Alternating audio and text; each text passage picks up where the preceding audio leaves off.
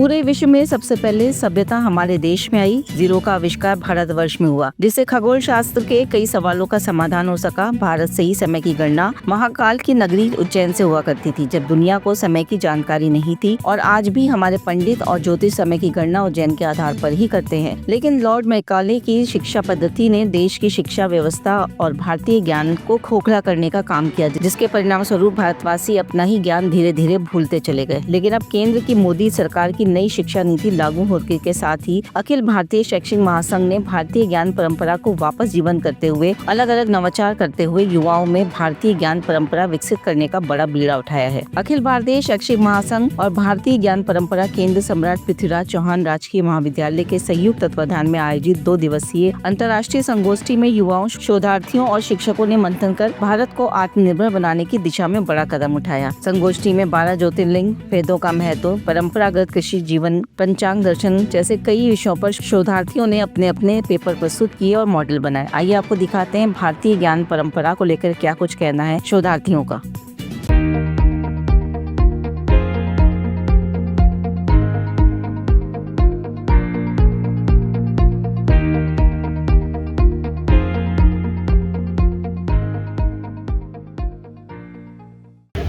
मेरा नाम भव्यता चौहान है और मैं शोधार्थी हूँ दर्शन शास्त्र विभाग में सम्राट पृथ्वीराज चौहान राजकीय महाविद्यालय अजमेर से।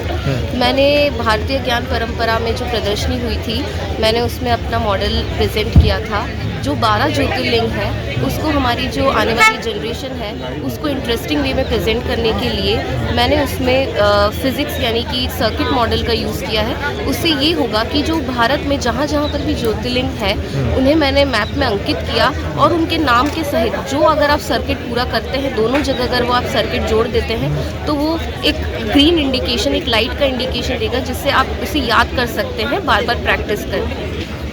आपका नाम कहाँ से? भव्यता चौहान, उदयपुर शहर से हूँ, लेकिन सम्राट पृथ्वीराज चौहान राजकीय महाविद्यालय से मैं दर्शन शास्त्र विषय में PhD कर रही हूँ। आज संगोष्ठी में आपको सम्मानित भी किया गया? जी सर, बेस्ट पेपर प्रेजेंटेशन का अवार्ड दिया। हमारा मॉडल हमने भारतीय ज्ञान शास्त्र परंपरा पर बनाया था। हमने शास्त्रों में जैसे वेदों के बारे में बताया गया है। वेदों में भी, वेदों के अंतर्गत ही शास्त्र आते हैं, पुराण आते हैं, उपनिषद आते हैं और कथाएं, वचन सब आते हैं। इसलिए हमने वेदों को चुना। वेदों का हमने आधार बताया, वेदों की क्यों जरूरत थी, क्यों बनाया है और किस लिए बनाया है और उनका कारण क्या था। जैसे वेदों का हमने 4 प्रकारों में बांटा था: ऋग्वेद, सामवेद, अथर्ववेद और यजुर्वेद। सामवेद में हमने ऋग्वेद, सबसे पहले ऋग्वेद आता है, जिसमें ऋग्वेद जो सबसे प्राचीन भी है और सारे मंत्र जो भी हमने मंदिरों में बोलते हैं या सभी जो धर्म स्थल है जो भी हम मंत्रों का यूज़ करते हैं वो ऋग्वेद में बताया है। और उसके बाद आता है अथर्ववेद जो जड़ बूटियाँ और चिकित्सालय और स्वास्थ्य के संबंधित बताया है कि कैसे अपने आप को स्वास्थ्यमंद रखना चाहिए, कैसे अपने आप के अंदर संतुष्टि लाने के लिए योगासन करने चाहिए। तरह तरह के योगासन और तरह तरह के जड़ी बूटियों के बारे में बताया गया है। और टोने के वो भी अथर्ववेद के अंतर्गत ही आते हैं। इसके बाद आता है सामवेद में वीणा, जो भी म्यूजिकल इंस्ट्रूमेंट होते हैं क्लासिकल, वो सारे आ जाते हैं। वीणा, सितारा या फिर ढोलक या ढोल, जो भी अतिरिक्त है उसके ऊपर ही है उसके ऊपर ही हम क्लासिकल डांस कर सकते हैं और क्लासिकल गीत गा सकते हैं। इसके बाद यजुर्वेद आते हैं। यजुर्वेद में यज्ञ, हवन कुंड और कर्मकांडों के बारे में बताया गया है कि कैसे अपने आप को माया से या फिर काम ये वासनाओं से बचाया जा सकता है। इसलिए यज्ञ, हवन कुंड होते हैं। आपका नाम? मेरा नाम कोमल रावत है जी। मेरा नाम दीपक कुमावत है और बाकी जो आयोजन था वो बहुत ही बेहतरीन था। इसमें हमारी जो भागीदारी थी वो हमने एक मॉडल बनाया था परंपरागत कृषि जीवन पर, जिसमें हमने गोबर से बनाए गए घर को बताया था कि कैसे ये हमारी परंपरा का हिस्सा था। और हमने खेत में दर्शाया कि कैसे जो हम बैलों से जोतते थे खेत को, उसको बताया। और हमने ऐसे भी बताया कि कैसे हम आज के भारत को आत्मनिर्भर बना सकते हैं उस मॉडल से। और हमारी ढानी का नाम था राधा कृष्ण ढानी। और बाकी जो यहाँ पे हुए थे भाषण वगैरह, उनसे हमें काफ़ी कुछ सीखने को मिला कि हम कैसे भारत से जुड़े हैं और कैसा हमारा एजुकेशन सिस्टम है। इस तरीके से कुछ संगोष्ठी हुई थी। आपको सम्मानित भी किया गया? हाँ, हमें सम्मानित भी किया गया हमारा जो प्रोजेक्ट था उसके उपलक्ष्य में। ये ITS का था, तो इसमें मैंने पार्टिसिपेट किया था मॉडल कंपटीशन में, जिसमें मैंने एशियंट इंडिया को रिप्रेजेंट किया था, कैसे वो आज भी मॉडर्न से जुड़ा हुआ है। और संगोष्ठी किस तरीके से आयोजित की गई थी? क्या कुछ सीखने को मिला आपको? हाँ, एंशिएंट इंडिया के बारे में बहुत कुछ सीखने को मिला। जैसे आज भी वो सारी चीज़ें हमारे साथ जुड़ी हुई हैं, नेचर से, आयुर्वेदिक।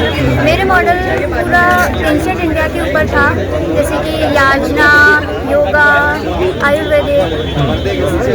प्राइज भी मिला आपको? हाँ। आपका नाम नित्यावत।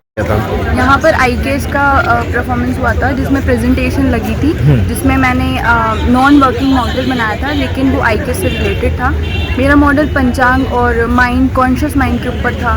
कैसे हम खुद के माइंड को जान सकते हैं, क्या क्या यूनिवर्स में प्रेजेंट है वही हमारे माइंड में है, उसके ऊपर मैंने मॉडल बनाया था। बहुत से लोगों ने यहाँ पर बहुत तरीके के मॉडल बनाए, कुछ ने वर्किंग बनाए, जैसे ज्योतिर्लिंग के बारे में बताया गया। किसी ने अपने पुराने ज़माने में जब हम गांव में बहुत सारा इंडियन नॉलेज पे काम करते थे, उसके बारे में बताया गया। और इसी तरीके से बहुत सारे मॉडल बने और सबको प्राइज़ मिले। आपका नाम? साक्षी है, साक्षी पाटिल। कहाँ से है? मनाली।